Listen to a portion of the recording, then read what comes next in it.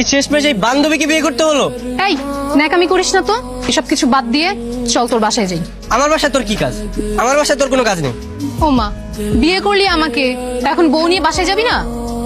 বিয়ে করেছি মানে এটা কি কোনো বিয়ে? আর তোকে বিয়ে করছি তাই বলে কি আমার বাসায় নিয়ে যেতে হবে তোকে?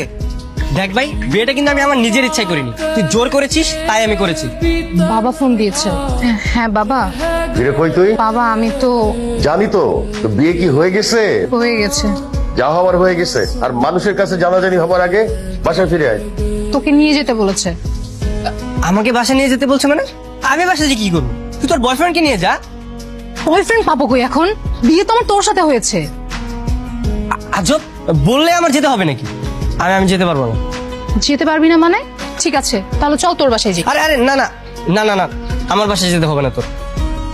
তোর বাসায় যাবি না, আমার বাসায় যাবি না, তুই যাবিটা কোথায়? চুপচাপ লাগেজটা নিয়ে আমার সাথে চল।